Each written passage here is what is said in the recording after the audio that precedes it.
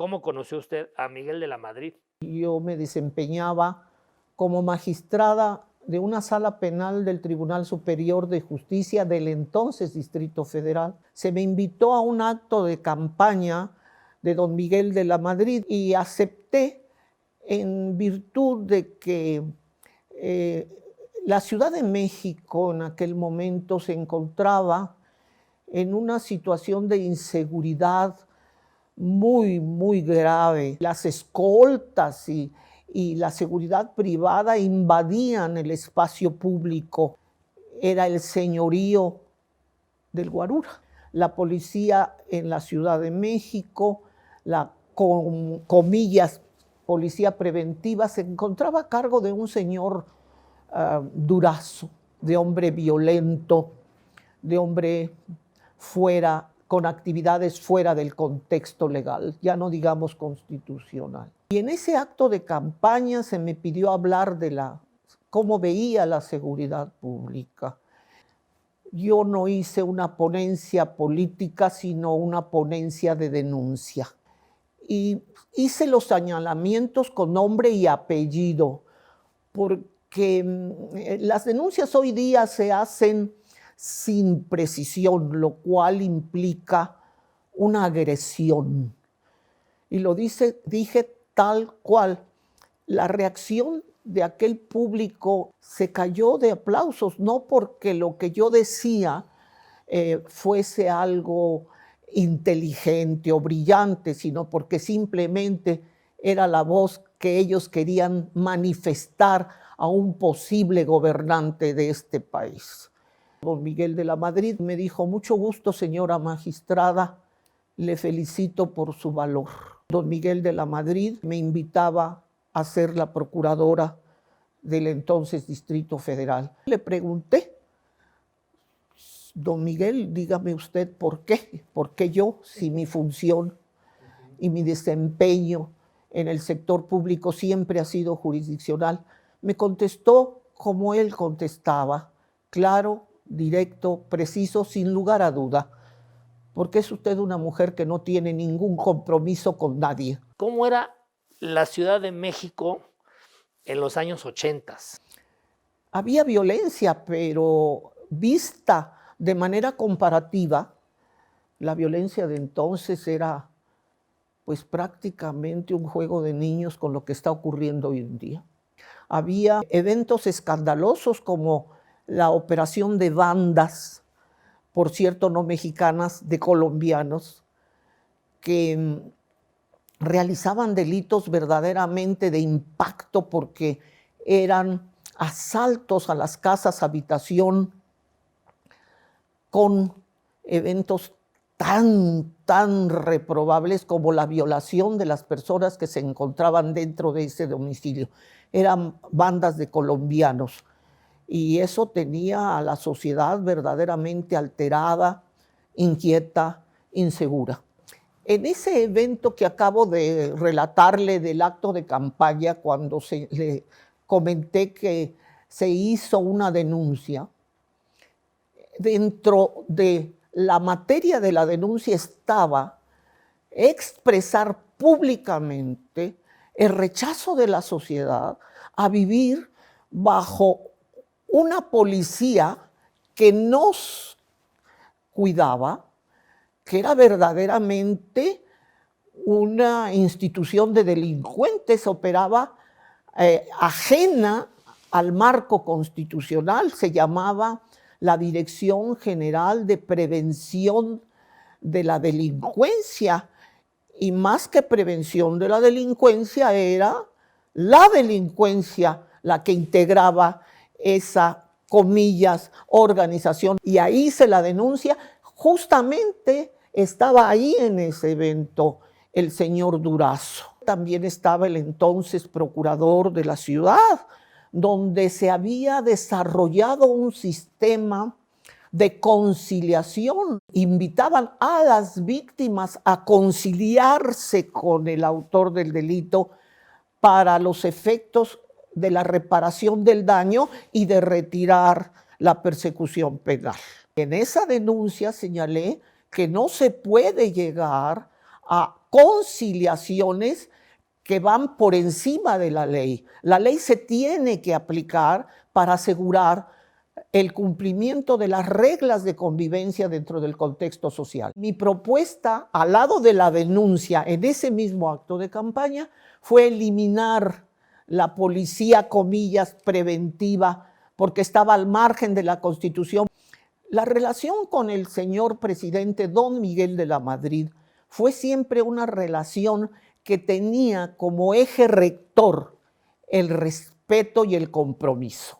En el caso específico que se planteó respecto de la eliminación de esta policía, don Miguel, el primer acto que tuvo cuando me llamó de acuerdo, me planteó: señora, usted sugirió en este evento la eliminación de la policía. Quiero conversar con usted acerca de cómo se va a hacer, si es que usted considera el momento oportuno para hacerla, y toda la estrategia que se tiene que desarrollar para llegar a un fin que resuelve el problema. Tomé una tarjeta de su escritorio, un lápiz y apunté: desaparición de la policía, plan que se propone. ¿En cuánto tiempo estima usted, señora, primero, que se debe realizar o llevar a cabo cada acto que nos conduzca a resolver este problema? Yo le rogaría que me permitiera un próximo acuerdo para hacer el cálculo correspondiente. ¿Se le parece bien el mes próximo, señora? Y así fue. No fue una simple promesa de cambiar las cosas, sino de ejecutar y cumplir lo ofrecido. Y el encargado que sustituyó al señor Durazo fue el señor general Mota Sánchez. Y conversé con el señor general para decirle que el señor presidente había decidido eliminar la dirección general dependiente de la policía preventiva encargada de la investigación y prevención del delito. Había como 500, comillas, policías preventivos, pero había 2.500 madrinas. ¿Qué es esto de madrinas? Se le llamaban así a los ayudantes de los policías que estaban en nómina.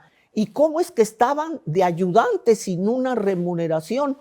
Porque los policías les daban su remuneración y esa remuneración la obtenían de las extorsiones que le hacían aquellos de los que presumían cometían delitos, que los privaban de su libertad en cárceles privadas, que generalmente eran moteles. Ahí los detenían días, comillas, investigando, y era la manera de obtener los recursos para pagar, comillas, a las madrinas. La primera gran decisión que habría que tomar es qué íbamos a hacer con esos 500 señores y los 2.500 pues sin nombramiento. Le planteé al señor presidente la necesidad de incorporarlos con un nombramiento dentro de la policía para tener un control sobre ellos, porque una solución muy cómoda era despedirlos, además sin ninguna responsabilidad administrativa ni laboral, pero eso hubiera sido una actitud irresponsable porque se iban a lanzar contra la sociedad mexicana. Don Miguel, y me dijo: usted los va a incorporar a la policía judicial, ¿y qué va a pasar en su institución con esa gente? Me van a devorar. Pero yo asumí un compromiso con usted, protesté cumplir la Constitución y voy a pagar el precio. En relación al tema del señor Durazo, el señor presidente de la Madrid fue muy cuidadoso de cumplir, corregir, sin escandalizar. Dentro del ámbito del fuero común, resultó que el señor Durazo tenían que entregarle tantos más cuantos centenarios a la semana. Hicimos los interrogatorios con los delegados de la policía de Durazo y pues señalaron que efectivamente eran cooperaciones voluntarias, que eran centenarios. Nos dimos a la tarea de corroborar con todo el cumplimiento de los requisitos formales que la ley exigía para un cateo de esta naturaleza. Nos encontramos unas listas de la recaudación de los centenarios escritos por el puño y letra del señor Durazo. Y procedimos en consecuencia a interrogar a cada uno de los que llevaban los centenarios y tanto los que los llevaban como los que pagaban. Y eso fue una de las pruebas verdaderamente contundentes que revelaban la actitud de extorsión que sobre sus subordinados ejercía el señor Durazo. De las pruebas que presentamos ante el gobierno norteamericano para poder pedir su entrega, una nota muy destacada de la actuación política del presidente de la Madrid. Nunca recibí yo una consigna, nunca. Y en relación al señor Díaz Serrano, se hizo una investigación de contenido patrimonial. Y bueno, había en aquel entonces un juicio de divorcio del señor Díaz Serrano, el convenio que estaban consolidando, integrando los abogados de la señora y los abogados del ingeniero. Había una división patrimonial muy interesante, donde había una cantidad verdaderamente importante de obra artística de gran valor que podían constituir un museo. Y bueno, hay que ver con qué patrimonio fueron adquiridos. Y de ahí una investigación. La Procuraduría General de la República y la del Distrito no eran instituciones de la República confrontadas, sino coordinadas. Y se aportaron datos para finalmente llegar a el enjuiciamiento. El primer acto de gobierno del señor presidente don Miguel de la Madrid, nos reunimos en el Palacio Nacional el primer día de gobierno. Dice, les ruego me acompañen.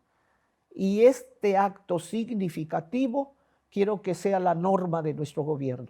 Y caminamos de Palacio Nacional a la Suprema Corte de Justicia de la Nación. Significó que él estaba sometido al imperio de la ley. No fue solamente una expresión de carácter político, sino una ruta de actuación para todos nosotros. El señor presidente de la Madrid presentara iniciativas de reforma constitucional, que fue la más abundante y la más progresista reforma constitucional que se haya impreso en la Constitución, el fortalecimiento del pacto federal, de la soberanía de los estados. Cuando tomé posesión de la Procuraduría, fortalecí los servicios periciales. Una investigación donde tiene sustento la confesión es muy oscura. Tiene que tener de base pruebas científicas. Una acusación se sostiene hasta sentencia ejecutoria si la sostienen pruebas científicas. ¿Qué tiene que ver esto con el Pacto Federal? En cumplimiento con la disposición constitucional de la reforma de Miguel de la Madrid, hice convenios de cooperación con los estados de la República para efectos de apoyarlos en sus servicios periciales, pactos de cooperación, de coordinación entre los estados, justamente respetando la disposición constitucional de una reforma de Miguel de la Madrid. Debemos recorrer la historia de México para conocer la infancia, corregir los errores si es que están presentes o dar las soluciones a problemas que fueron resueltos exitosamente en el pasado. No podemos partir lisa y llanamente como dioses con el ahora, porque no somos dioses, somos falibles.